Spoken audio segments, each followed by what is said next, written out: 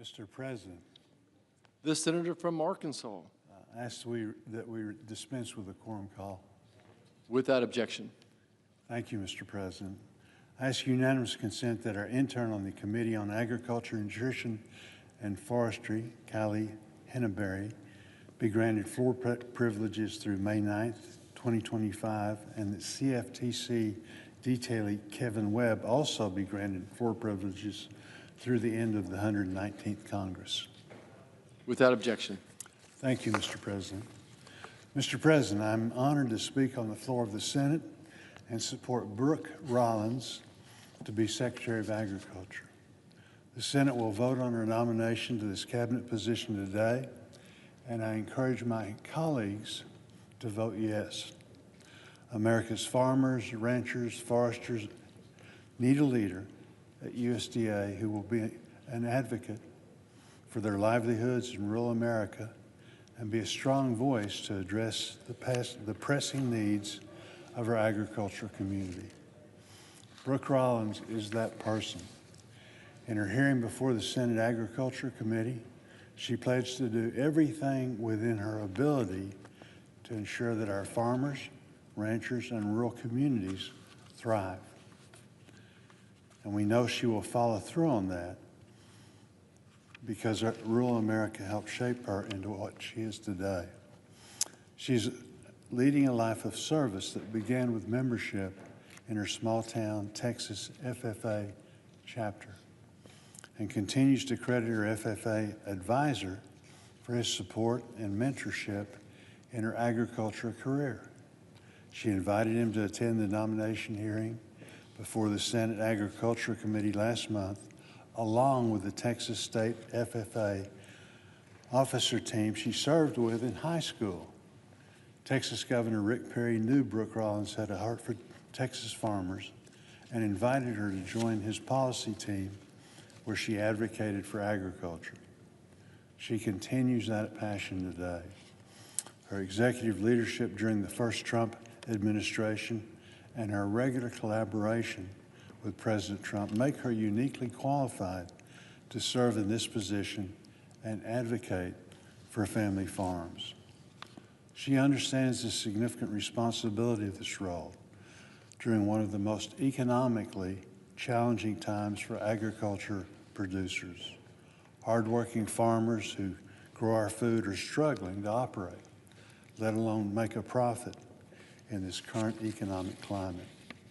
High inflation and steep input costs far outpacing depressed market prices have put many farm families on a course towards bankruptcy, with multi-generational operations fighting to continue their family legacy. In December, Congress approved natural disaster and emergency assistance to help producers obtain critical operating loans for this crop year. Ensuring delivery of this aid will be one of her first priorities as Secretary. I'm confident she will pursue and produce policies to help rural American live up to its potential. While we first met during the first Trump administration, I've had the opportunity to get to know her better during her confirmation process, and she has demonstrated her enthusiasm for being a voice for small-town American and agriculture producers. I'm grateful she is willing to take on this big responsibility and willing to be part of the solution to help rural America at this time of unprecedented challenges. As chairman of the Senate Agriculture Committee, I've met with farmers, ranchers, and agricultural stakeholders from all over the country, and they have been sounding the alarm of the dire circumstances they face in producing a safe, affordable, and abundant supply of food. Farmers from my home state of Arkansas shared with the committee last week about the difficult conversations they are forced to have right now about continuing their multi-generational farms and risking their family's future in the industry.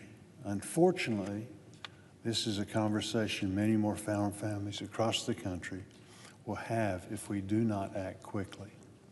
Congress must deliver an updated 5-year farm bill that modernizes the safety net in order to maximize liabilities in order to minimize the liabilities farm families take on when they plant their crops.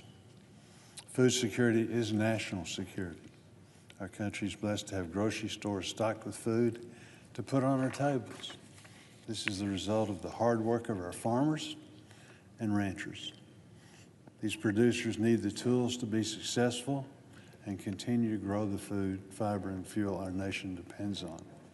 I know Brooke Rollins shares my commitment to enhancing the policies that help farm families and rural communities thrive.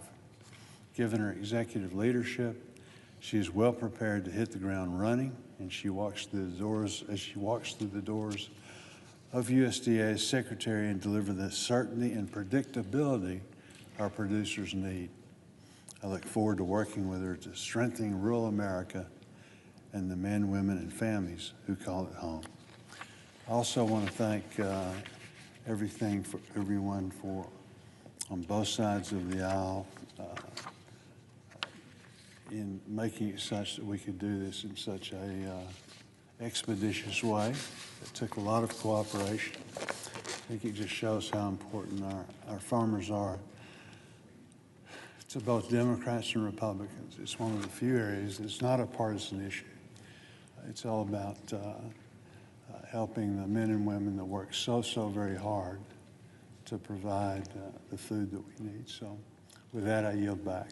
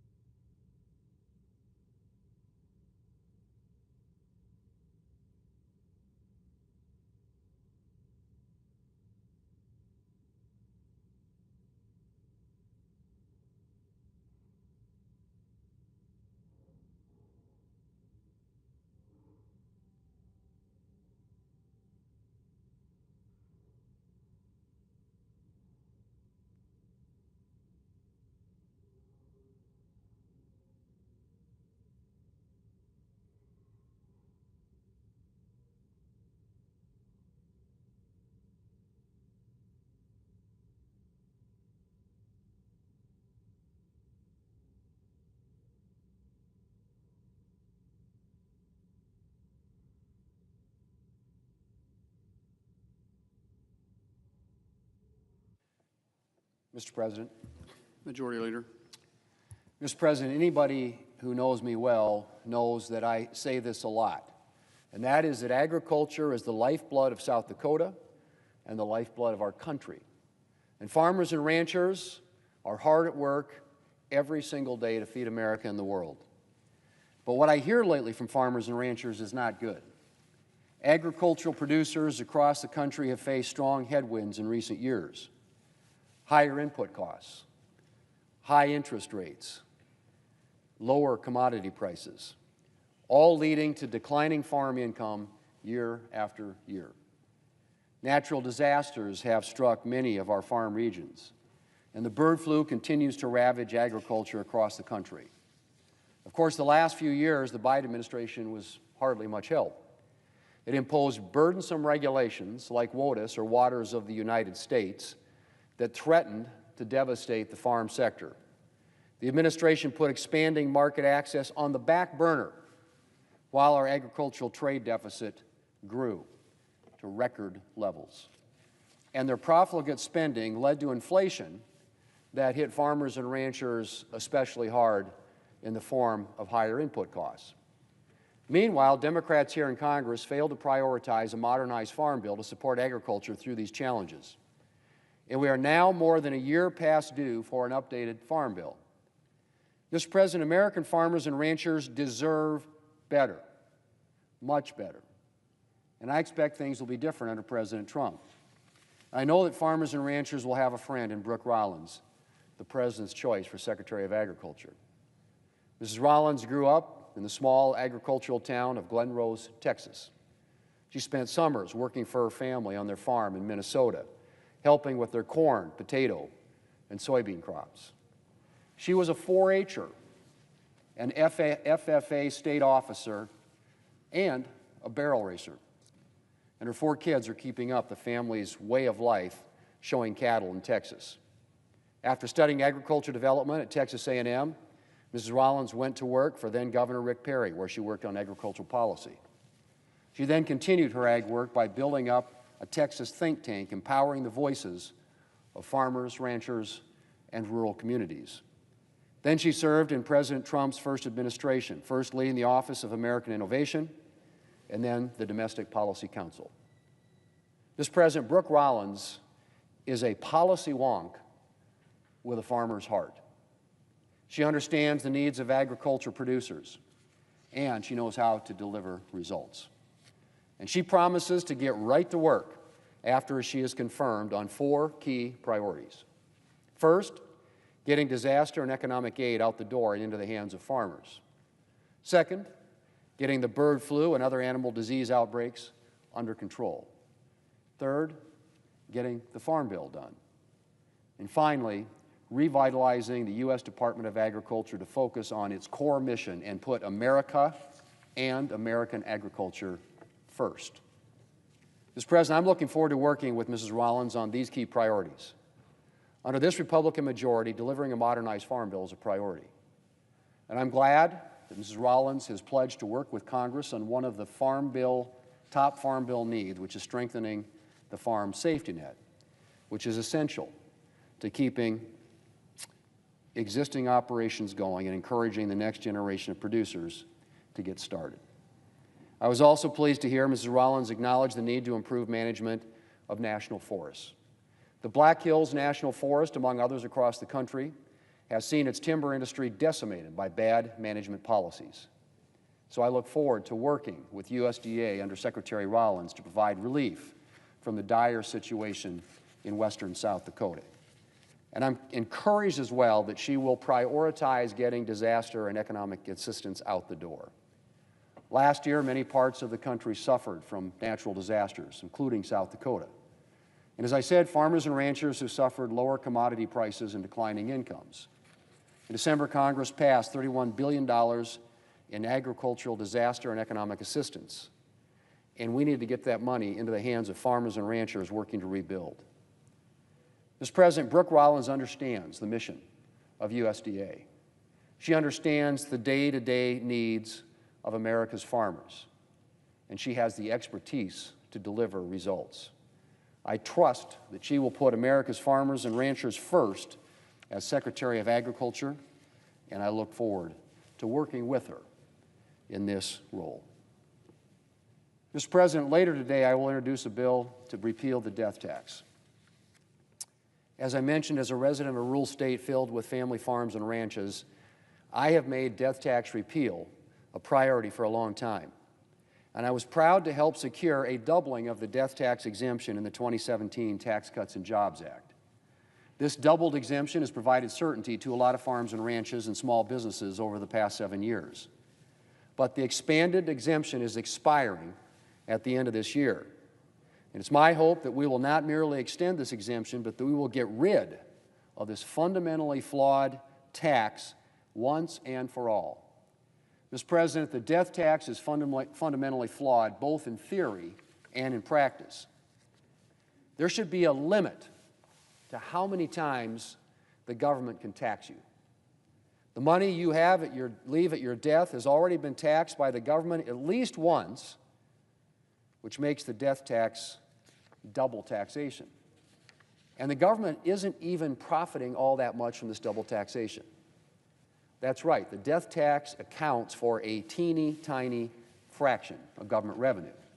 In fact, there's reason to believe that the government would collect more in taxes if it got rid of the death tax entirely, due to the economic growth and job creation that would stem from its elimination. So how is there any support left for this burdensome tax? Well, Mr. President, that's a good question. For some, of course, heavy taxation is axiomatic. Do well, their thinking runs, and the government should come after you. Some think that you shouldn't be able to pass the results of hard work down to your children upon your death. Well, Mr. President, death tax proponents tend to talk as if the death tax only affects the extremely wealthy. But nothing, of course, could be further from the truth. The death tax can sweep up those who have very little in the bank, notably family farms and ranches and family businesses. How? Well, farming and ranching is often a cash-poor business. A farmer might have substantial-looking assets on paper, but the vast majority of that is land and farming equipment. Only a small fraction of it is money in the bank. On top of that, farmland can often be valued at a level that is inconsistent with its agricultural productivity value. A farmer might have land with a substantial value on paper, but the crop yield on that land could be worth far, far less. So what happens when a farmer or rancher dies and his estate is subject to the tax? There's a very good chance that his liquid assets, in other words, the cash that he has available in the bank, won't come close to covering the tax bill from the federal government. And the only alternative for his heirs may be to start selling off land or farm equipment to pay the tax. In some cases, they will be able to keep the farm, just a smaller version of it. In others, they may have to sell off the family farm entirely. The case is similar with family-owned businesses. The owner might appear to have substantial-looking assets on paper, but only a small fraction of that may be money in the bank. The vast majority may be tied up in the business. And once again, when the federal government comes around demanding a huge portion of this individual's taxable estate, there may not be anywhere close to enough money in the bank to pay the tax. To pay the federal government, the owner's descendants will have to sell off part or all of the family business. Now, Mr. President, family farms and ranches are the lifeblood of rural communities in South Dakota. They're a source of jobs. They provide support for local businesses. They help build up local schools and local infrastructure. Losing a local farm can hit rural communities very, very hard, especially when that farm or ranch is bought up by an out-of-state business with few ties to the community and limited interest in building it up. And Mr. President, it's not just those who actually get hit by the estate tax who suffer. A lot of family farms and ranches and family businesses spend a lot of time and money on estate planning to avoid being hit by this tax. That's time and money that could have gone into building their business, investing in new equipment, hiring new workers, and the list goes on. Some set aside capital to prepare for the death tax, capital that, again, could go into building up the farm or ranch or hiring new workers for the family business. As one of my Democrat colleagues, the senior senator from Washington, said a while back, and I quote, "The estate tax is bad for businesses, it is bad for workers and new job creation, and it is bad for our communities who are watching their local family-owned businesses get swallowed up by large corporations," end quote. Well, Mr. President, as I said, we protected a lot more family farms and family businesses by doubling the death tax exemption in the Tax Cuts and Jobs Act back in 2017. But we didn't protect them all. And those we did protect will lose those protections at the end of this year. It is time to end this punishing and burdensome tax once and for all. I want to thank my Republican colleagues who have joined me in sponsoring this legislation. And Mr. President, I hope that 2025 will be the year that we permanently bid farewell to the death tax. Mr. President, I yield the floor, and I suggest the absence of a quorum. Clerk will call the roll. Ms. Alsobrooks.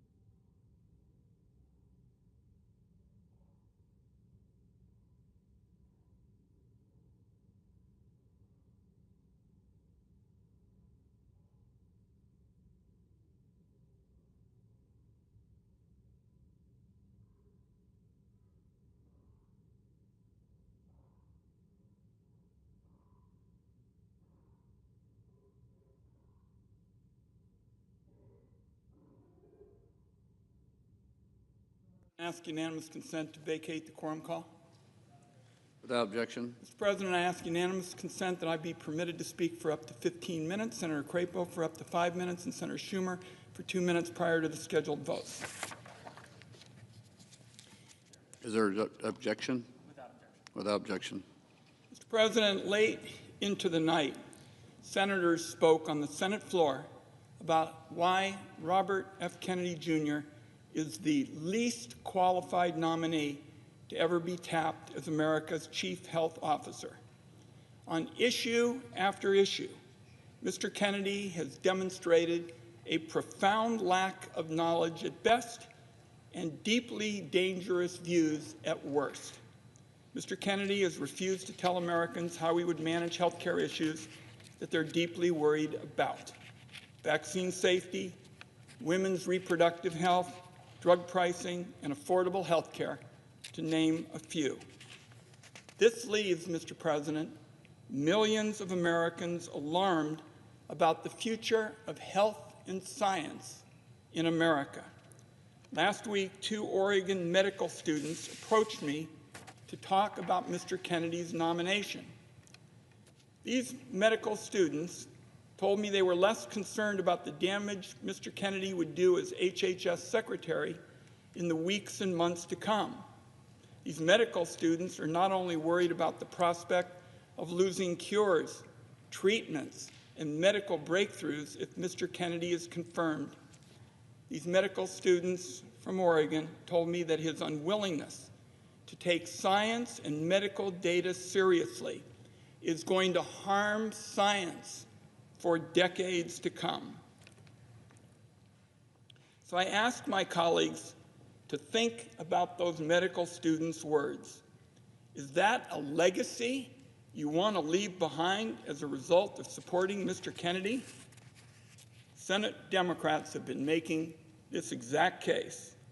In his hearing before the Finance Committee, I asked Mr. Kennedy to square his anti-vaccine views with more recent statements designed to appease a number of our senators who are quite nervous about his nomination.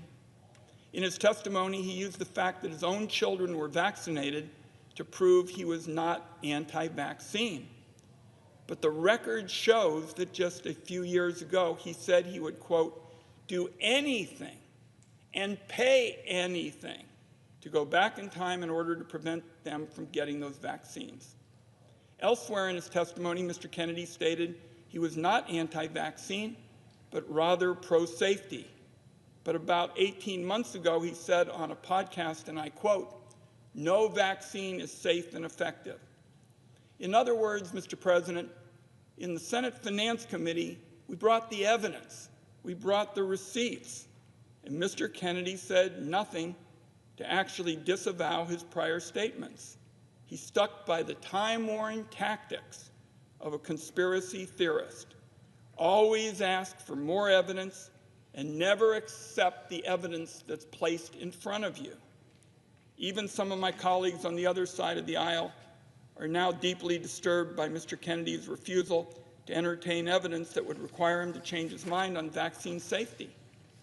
Nevertheless, it sure looks like my Republican colleagues have bowed to pressure from Donald Trump and are poised to hand Mr. Kennedy the platform he has been seeking for 2 decades to push fringe views. So before the Senate votes, I'd like to take a moment to talk a little bit about the fights ahead on health care. Republicans in the House are already pressing ahead this morning with their plan to kick millions of Americans off of their health insurance in order to fund more tax cuts for those who are very wealthy. And as HHS Secretary, Mr. Kennedy is going to be a key player in this effort. While senators were on the floor speaking yesterday, the Senate Budget Committee debated a budget resolution that unlocks the legislative tools Republicans need to make good on their go-it-alone plan. At the same time, the House Budget Committee released its own budget resolution that will be debated today. Mr. President, what is clear in both of these blueprints, in their game plan, is that Medicaid cuts are at the top of the list. 81 million Americans rely on health care coverage under Medicaid, and the CHIP program for kids. Those people are folks with disabilities, low-income families, seniors, and of course children.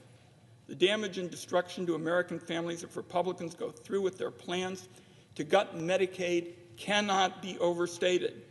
Take nursing homes, for example.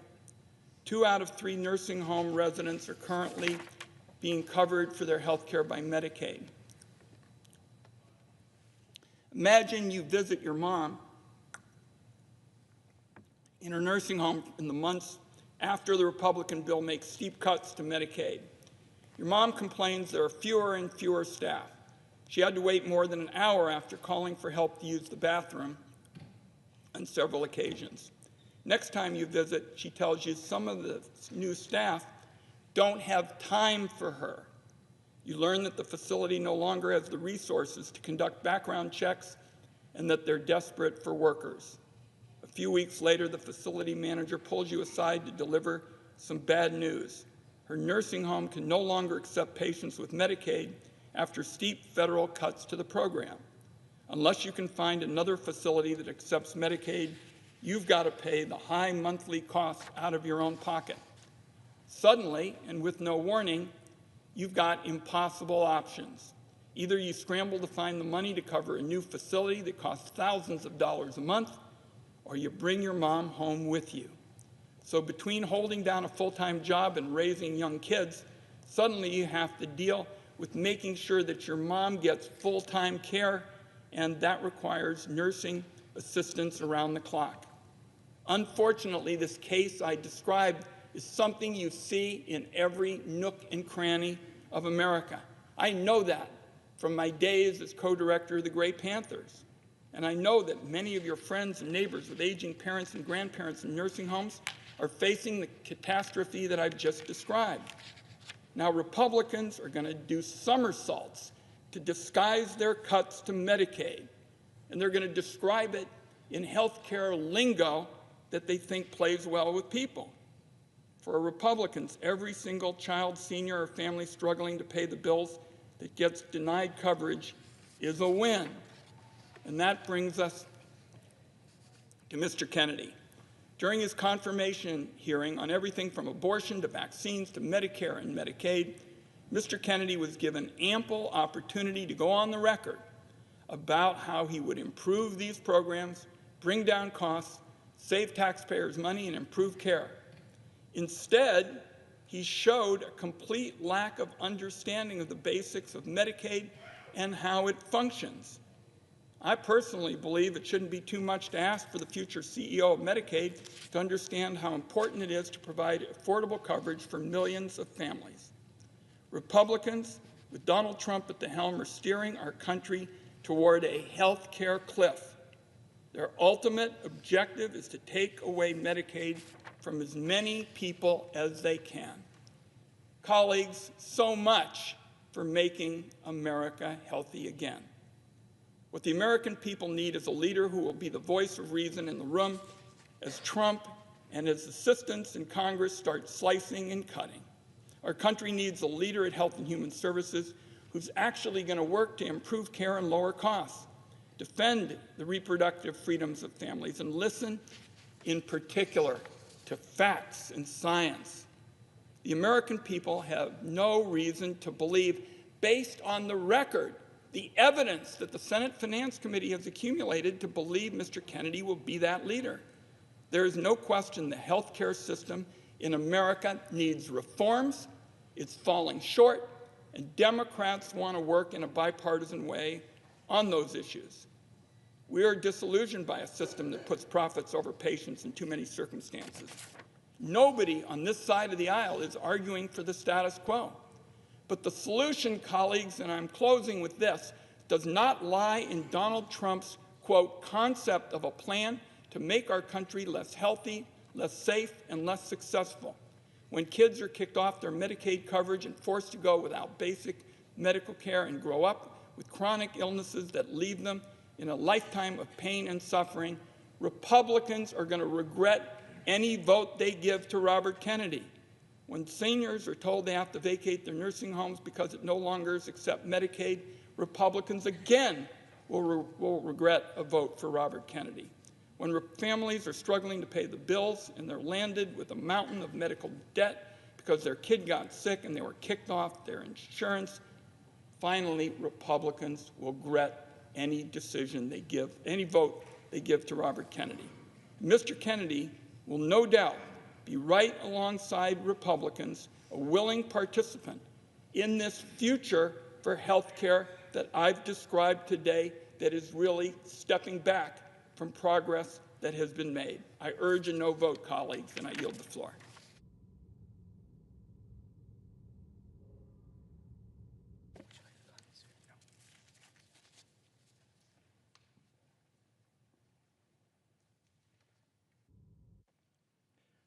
Mr. President. Senator from Idaho. Thank you, Mr. President. I rise today in support of Robert F. Kennedy Jr.'s nomination to be Secretary of the U.S. Department of Health and Human Services and to urge my colleagues to vote in favor of his confirmation. Contrary to the attacks that have constantly been made on him, he has made it very clear that he will support safe vaccinations and just wants to see that the research on them is done and done well.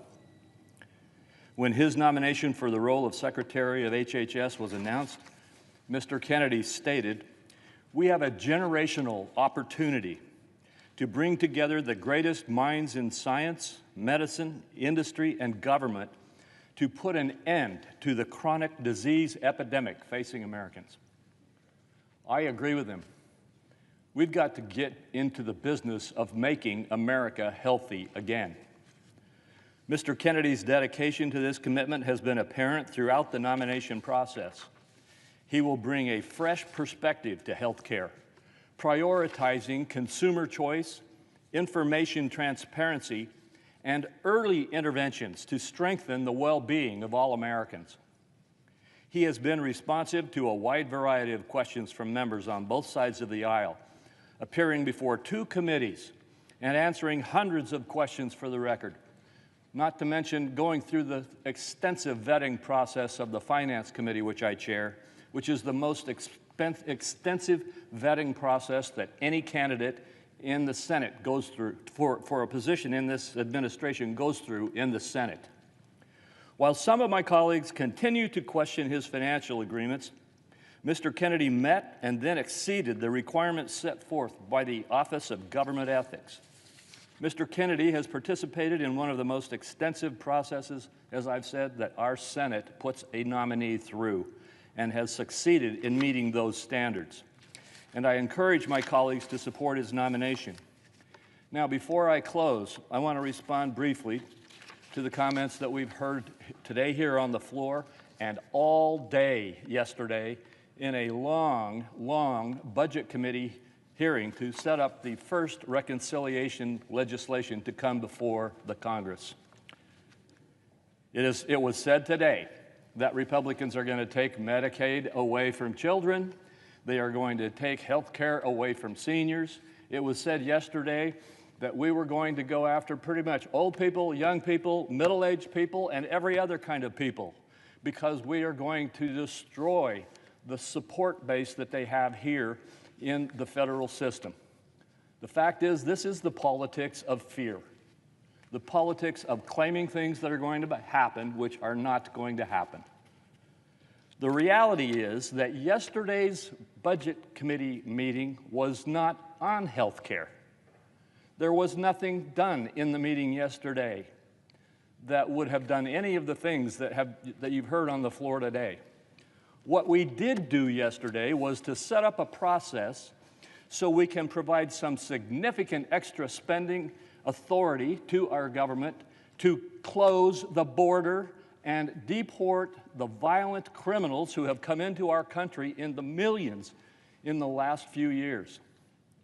We had another provision in it to give significant new resources to our national defense so that we can build back our Department of Defense and the authority of those in our armed services, the ability of those of our armed services members to have the technology and the equipment and be capable of responding to threats to our nation. And finally, we restarted and charged up our use and engagement in producing America's energy in America so that we can get back into the business of being independent and not relying on other nations for our energy policy. Those are the three things that we focused on in the committee yesterday. And by the way, each one of those was a little bit costly, and every one of those was offset so that there was no increase in federal spending. Mr. President, I think we need to argue over facts when we get into these debates. We're going to have a tremendous number of debates. And yes, we will debate on health care at some point. But yesterday, and what we did yesterday, was focused on the border, on national defense, and on reboosting our energy production in America. I encourage a strong yes vote for Robert F. Kennedy to be the next Secretary of the U.S. Department of Health and Human Services. Mr. President, Senator from Oregon. I would ask unanimous consent for 1 minute for an opportunity to respond to my colleague from Idaho.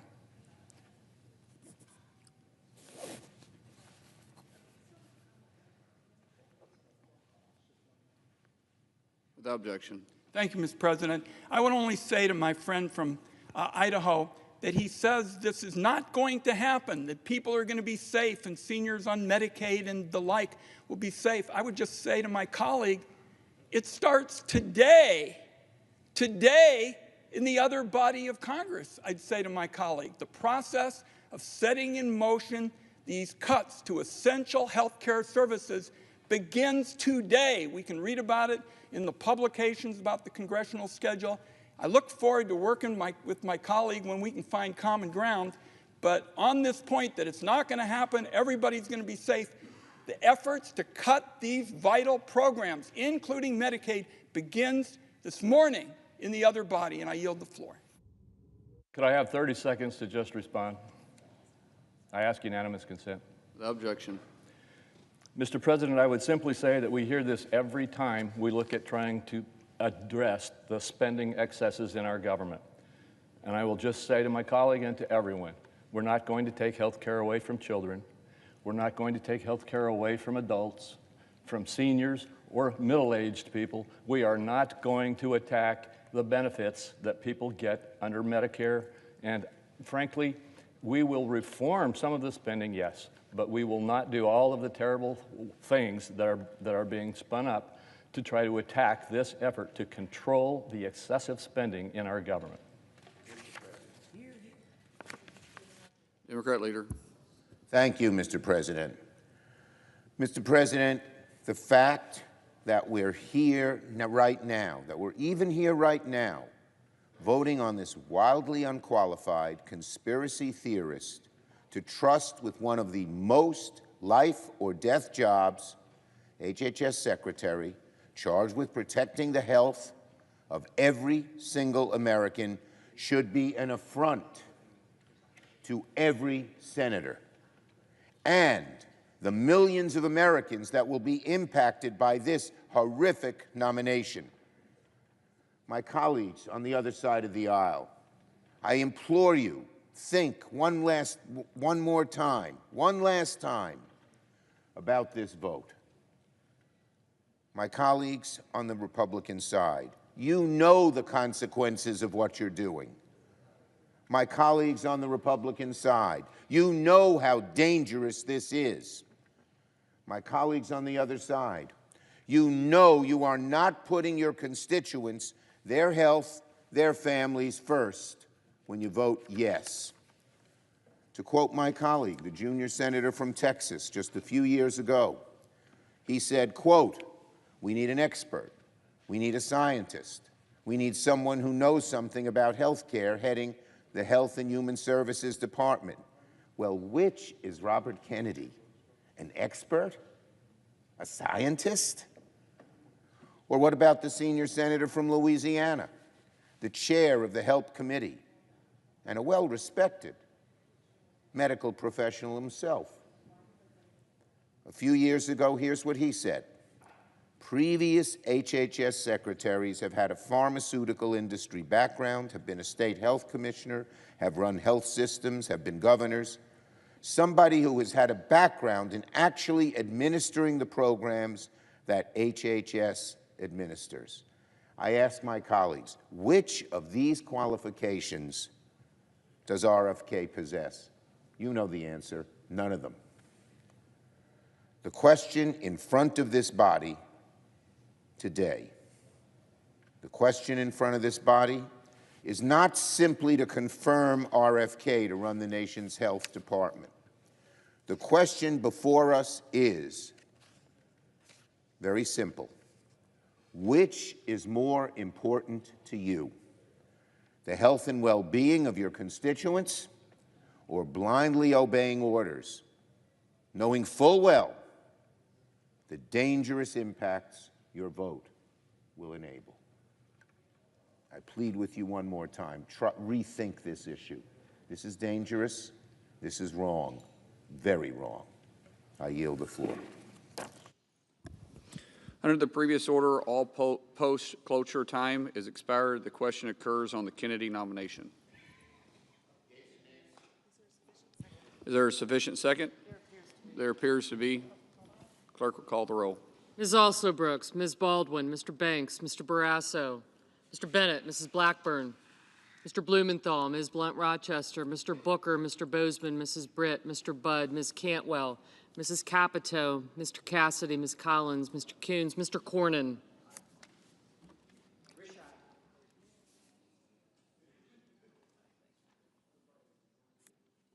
Ms. Cortez Masto. Mr. Cotton, Mr. Kramer, Mr. Crapo,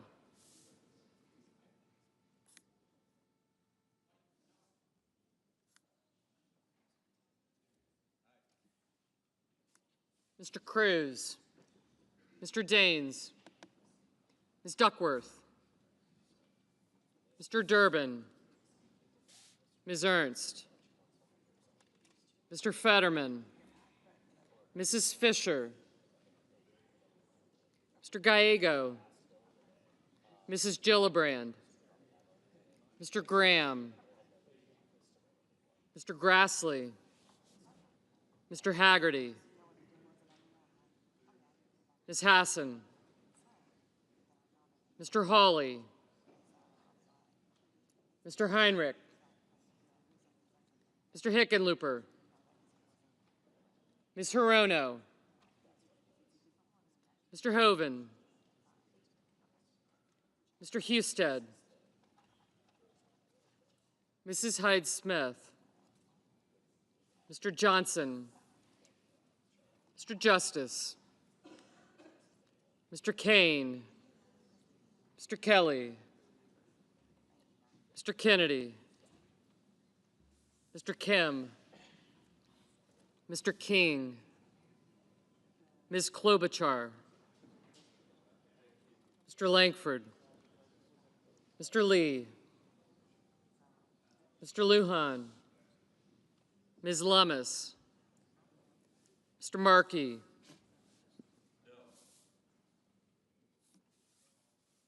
Mr. Marshall, Mr. McConnell, Mr. McCormick, Mr. Merkley, Mrs. Moody, Mr. Moran, Mr. Moreno, Mr. Mullen, Ms. Murkowski, Mr. Murphy, Mrs. Murray, Mr. Ossoff, Mr. Padilla, Mr. Paul, Mr. Peters, Mr. Reed, Mr. Ricketts,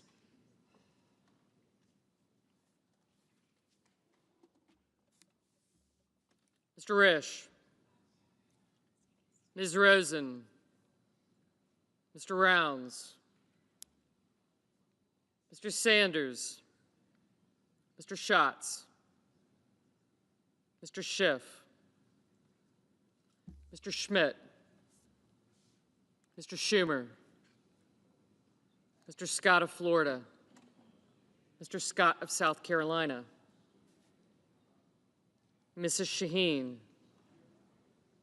Mr. Sheehy, Ms. Slotkin, Ms. Smith, Mr. Sullivan,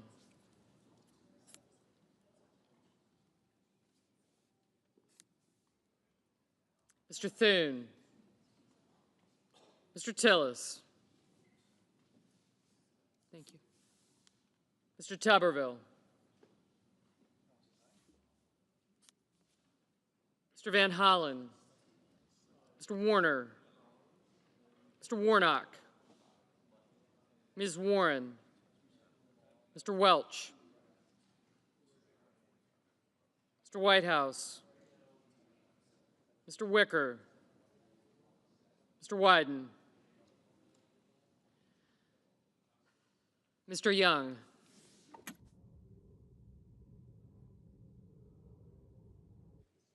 Senators voting in the affirmative: Bozeman, Cornyn, Crapo, Graham, Mullen, Risch, Rounds, and Tuberville. Senators voting in the negative: Bennett, Gallego, Lujan, Markey, Schumer, and Wyden.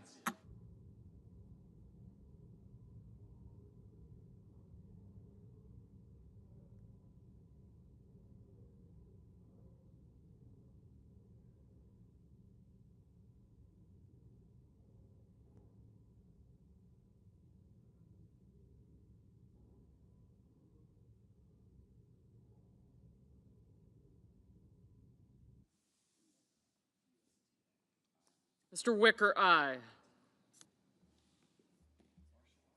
Mr. Marshall, aye. Mr. Moreno, aye.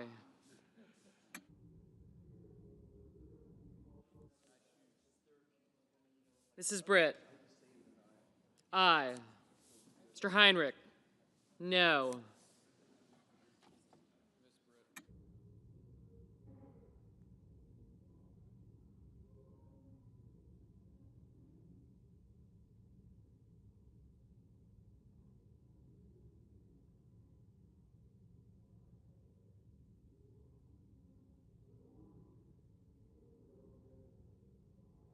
Mr. Justice, aye.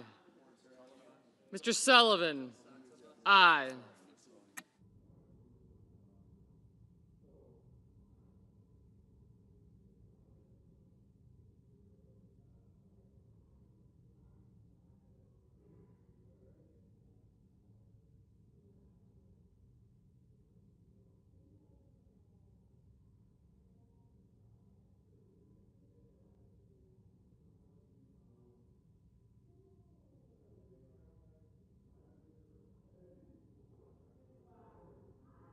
Mrs. Blackburn, aye. Ms. Baldwin, no.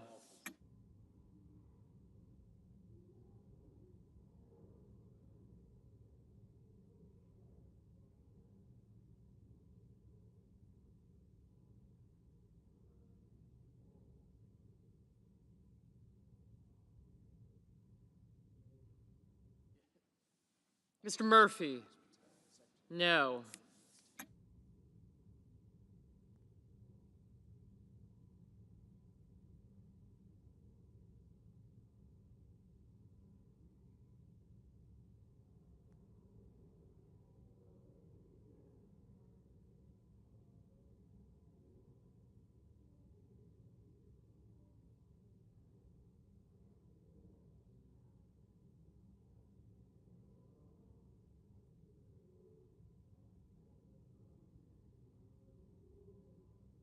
Mr. Cotton, aye.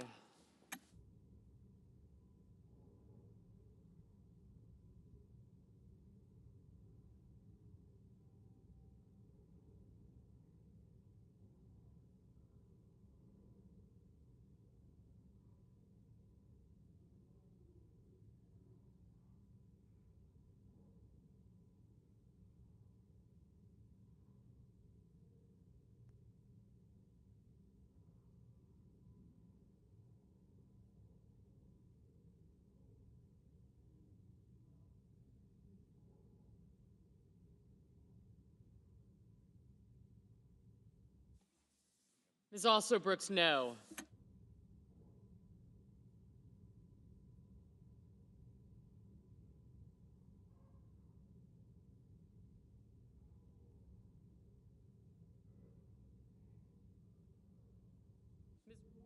Ms. Warren, no.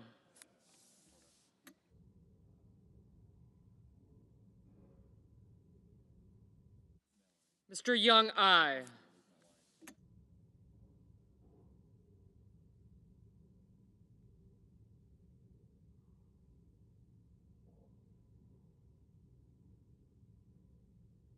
Mr. Kelly, no.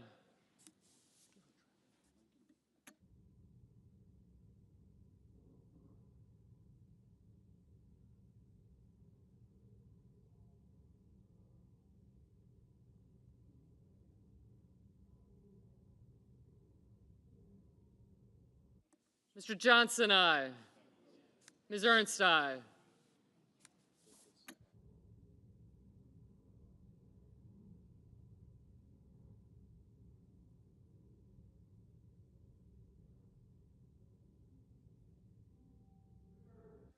Mr. Durbin, no.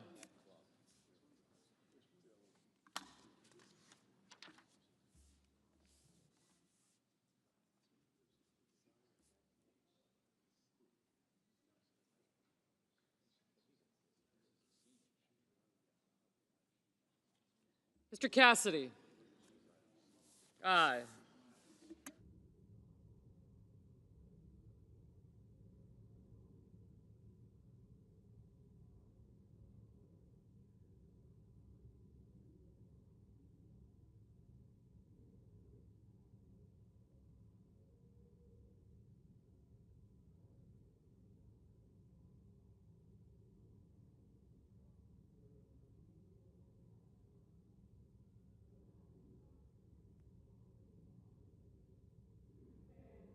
Mr. Sanders, no.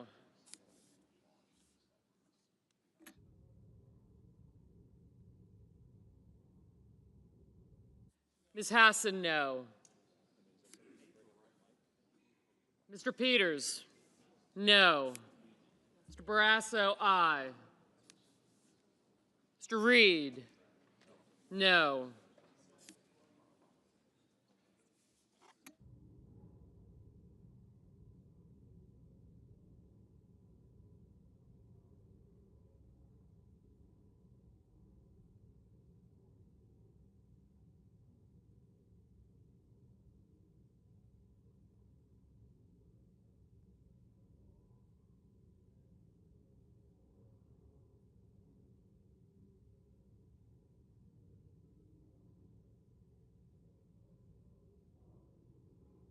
Mr. Curtis, aye.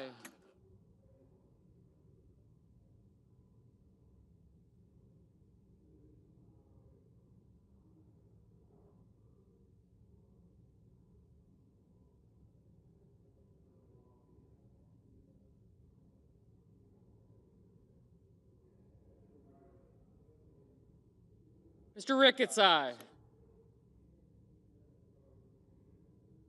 Mr. Thune, aye.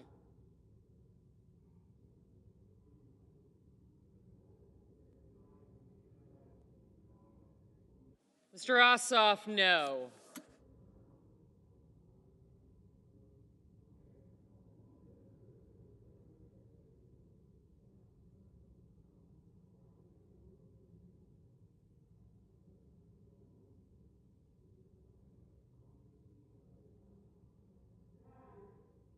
Mr. Haggerty, aye.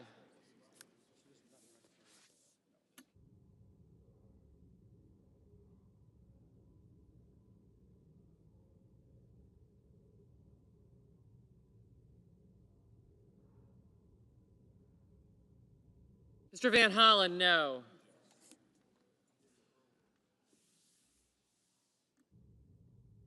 Ms. Rosen, no.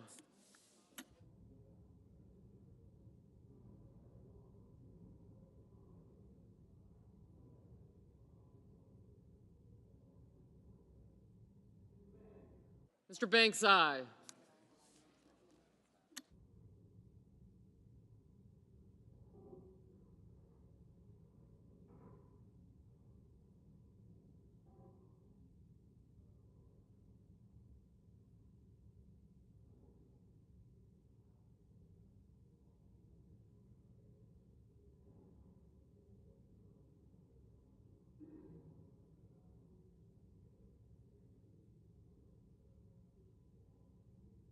Mr. Tillis, aye.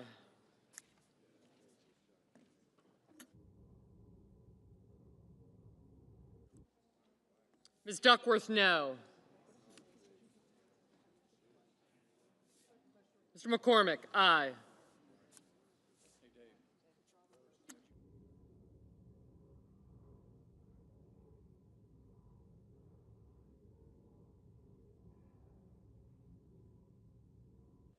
Ms. Cortez Masto, no.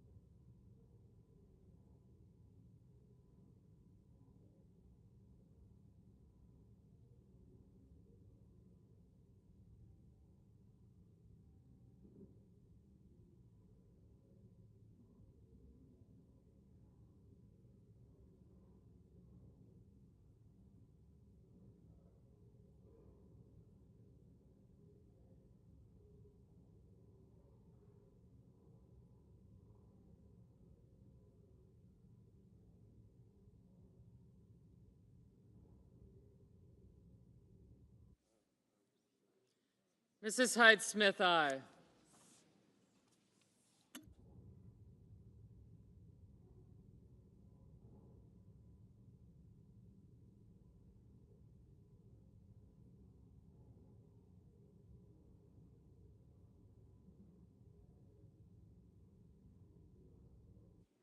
Ms. Blunt Rochester, no.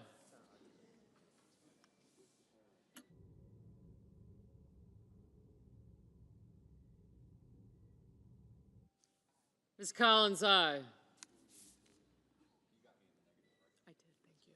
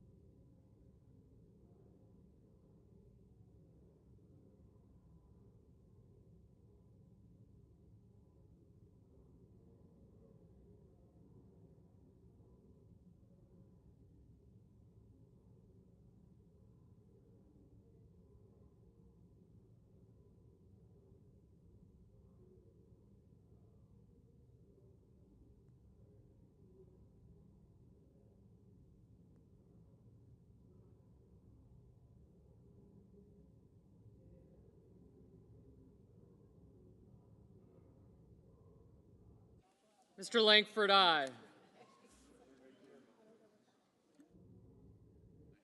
Mr. Sheehy, aye.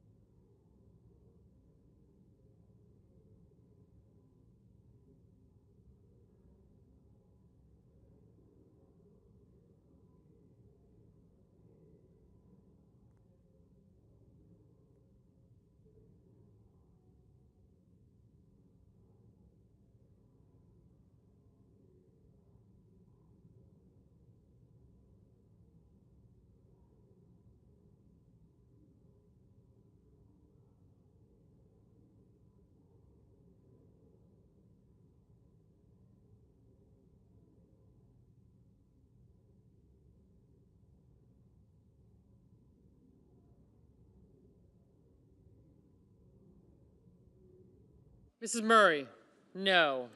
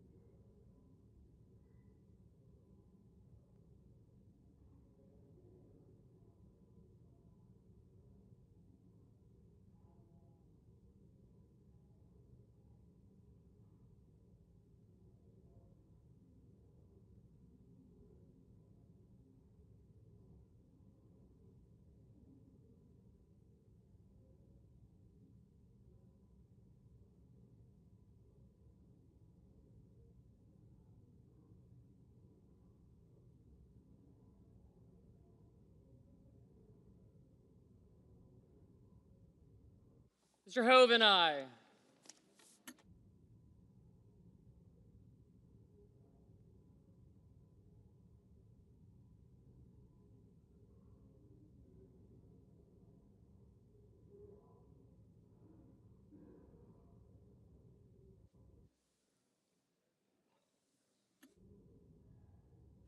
Mr. Scott of South Carolina, aye.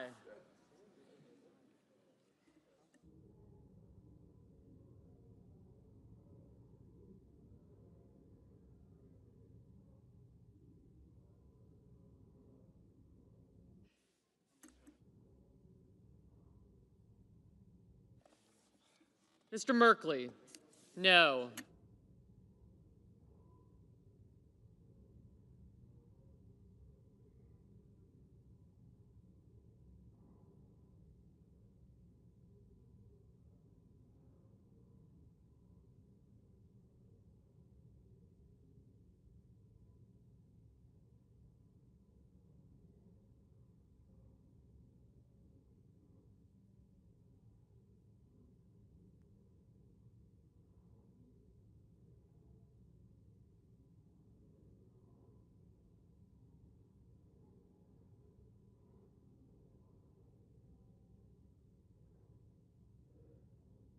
Mr. Budd, aye.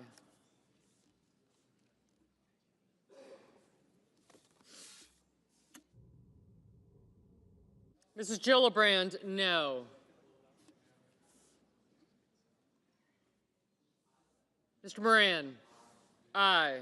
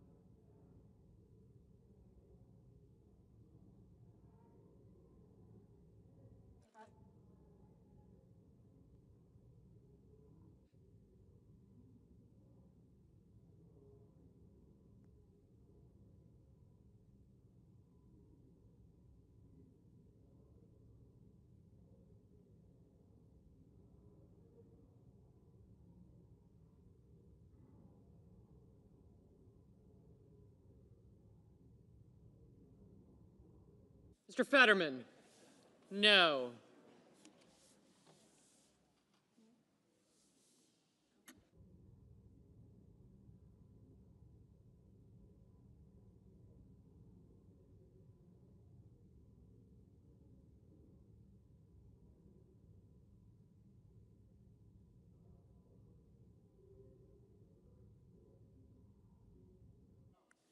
Mr. Schatz?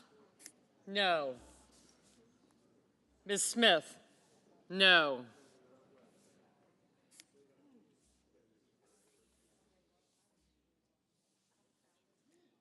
Mr. Husted, aye. Ms. Lemus? Aye.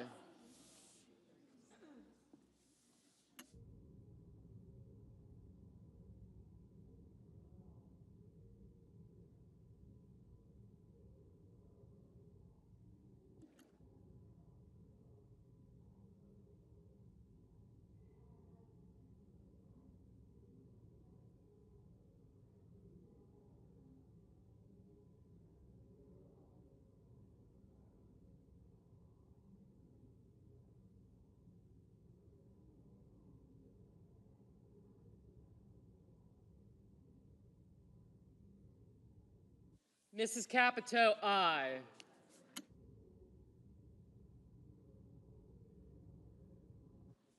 Ms. Cantwell, no.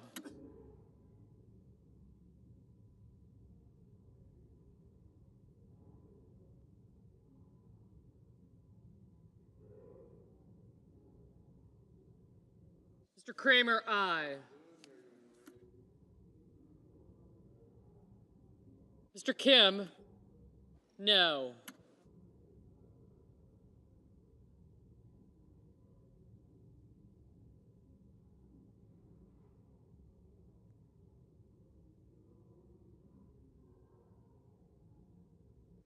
Ms. Murkowski, aye.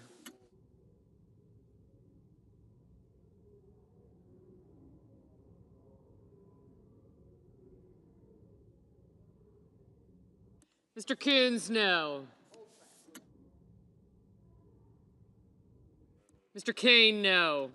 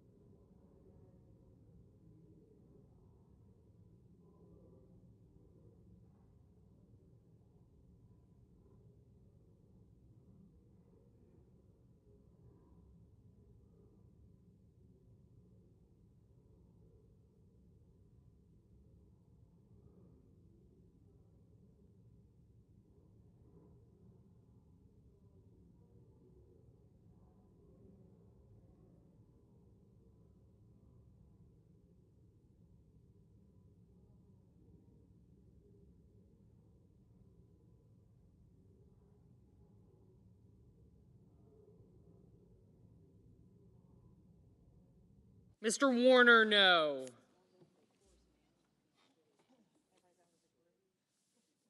Mr. King, no.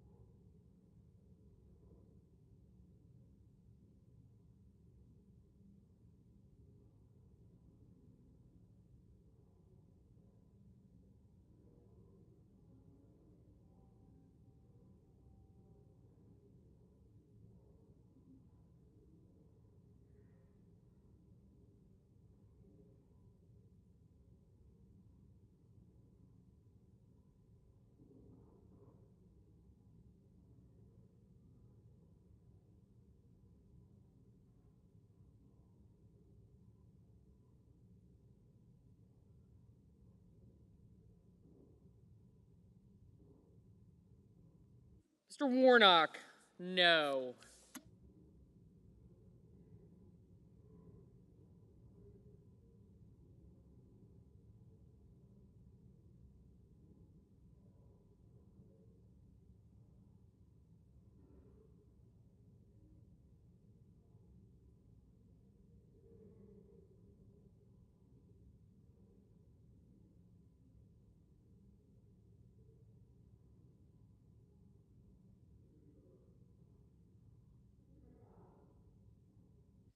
Mr. McConnell, no.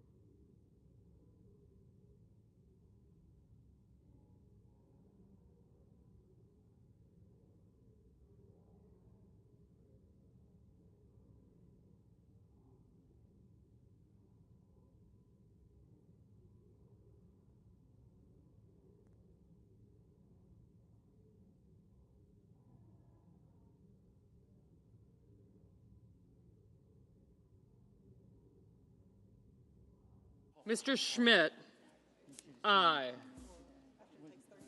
Mr. Cruz, aye. Mr. Lee, aye. Mrs. Moody, aye. Mr. Daines, aye. Mr. Schiff, no. Mr. Booker, no. Mr. Padilla, no. Mr. Blumenthal, no.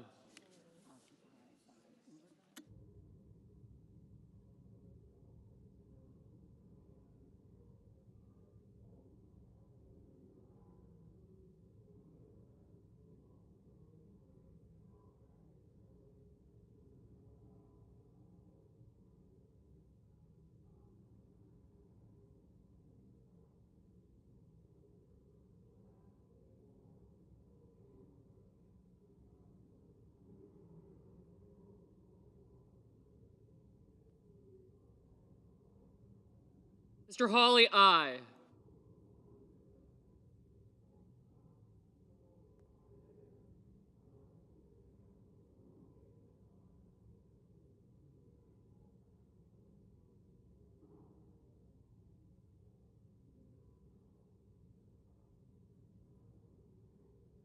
Mr. Kennedy, aye.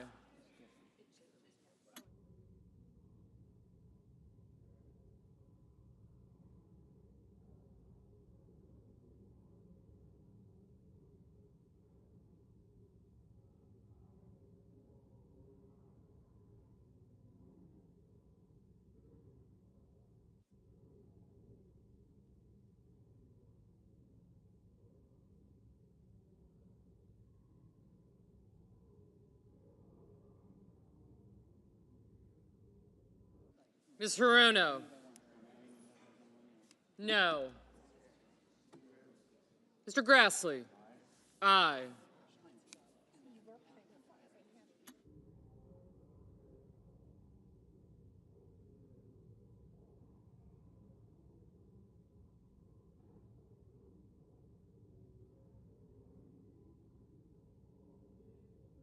Fisher, aye.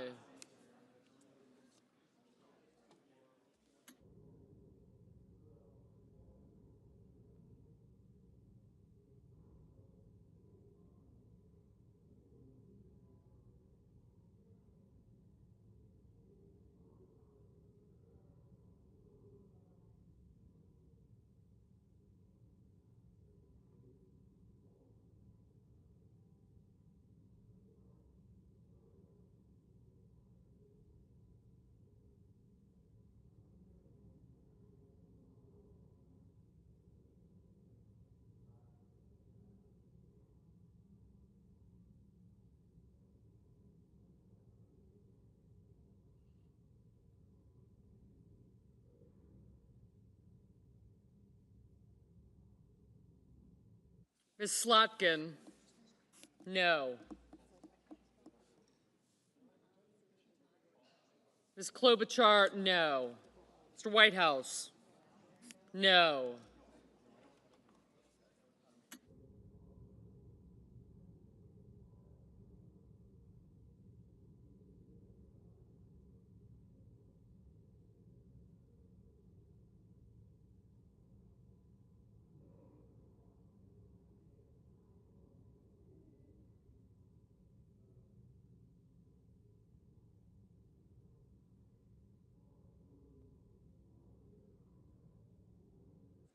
Mr. Hickenlooper? No.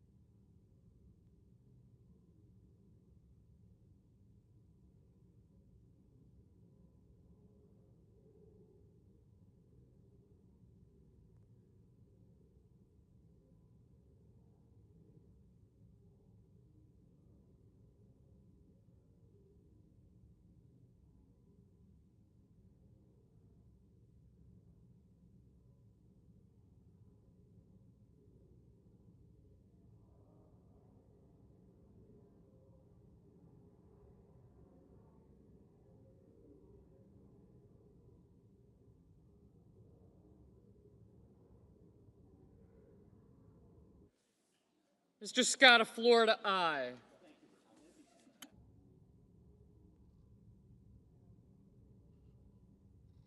Mr. Welch? No.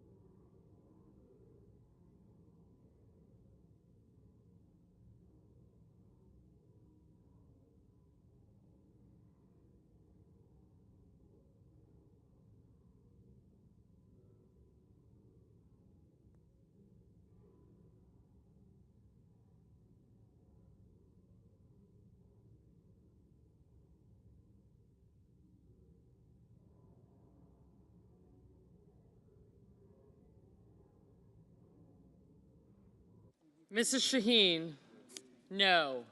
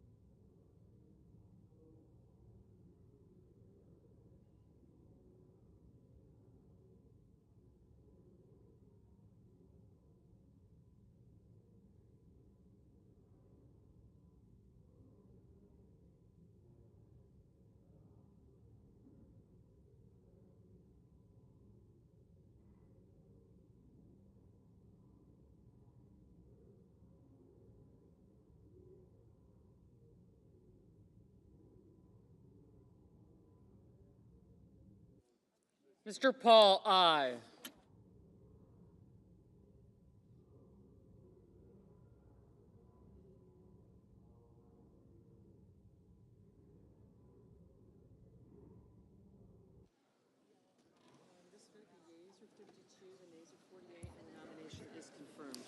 On this vote, the yeas are 52, the nays are 48. The confirmation is confirmed. Just number 4? Yeah, but just number 4. Under the previous order, the motion to reconsider is considered made and laid upon the table, and the President will be immediately notified of the Senate's action. Under the previous order, the cloture motion with respect to the Rollins nomination is withdrawn. The clerk will report the Rollins nomination. Department of Agriculture, Brooke Rollins of Texas to be Secretary. The question occurs on the nomination.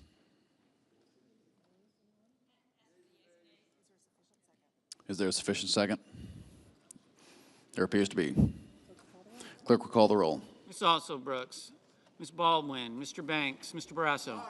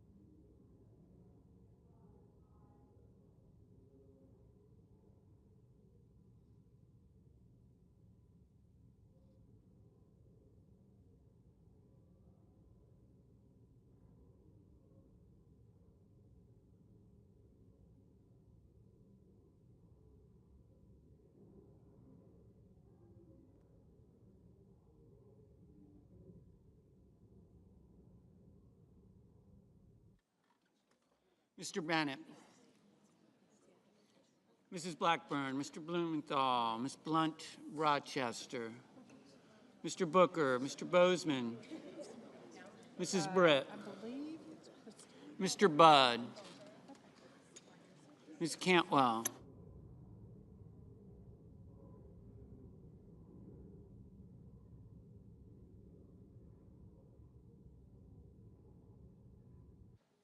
Mr. Cassidy, Ms. Collins, Mr. Coons, Mr. Cornyn, Ms. Cortez Masto, Mr. Cotton, Mr. Kramer, Mr. Crapo, Mr. Cruz, Mr. Curtis, Mr. Daines, Ms. Duckworth, Mr. Durbin, Ms. Ernst, Mr. Fetterman, Mrs. Fisher, Mr. Gallego, Mrs. Gillibrand, Mr. Graham, Mr. Grassley, Mr. Haggerty, Ms. Hassan, Mr. Hawley, Mr. Heinrich, Mr. Hickenlooper, Mr. Rono, Mr. Hoven,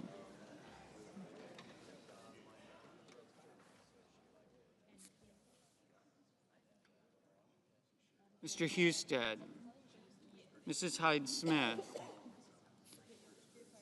Mr. Johnson, Mr. Justice,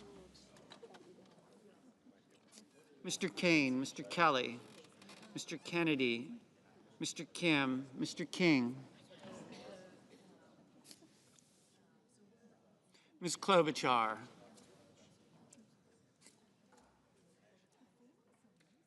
Mr. Langford, Mr. Lee, Mr. Lujan, Ms. Lummis, Mr. Markey, Mr. Marshall, Mr. McConnell, Mr. McCormick, Mr. Merkley, Mrs. Moody, Mr. Moran, Mr. Moreno, Mr. Mullen, Ms. Markowski, Mr. Murphy, Mrs. Murray, Mr. Ossoff, Mr. Padilla, Mr. Paul, Mr. Peters, Mr. Reed, Mr. Ricketts,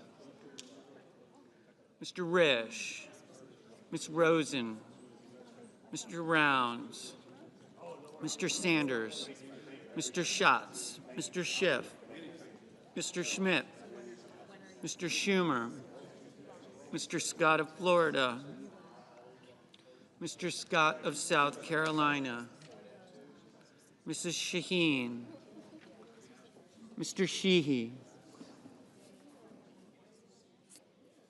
Ms. Slotkin, Ms. Smith, Mr. Sullivan, Mr. Thune, Mr. Tillis, Mr. Tuberville, Mr. Van Hollen, Mr. Warner, Mr. Warnock, Ms. Warren, Mr. Welch,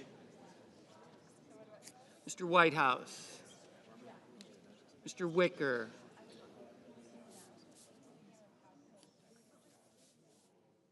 Mr. Wyden, Mr. Young,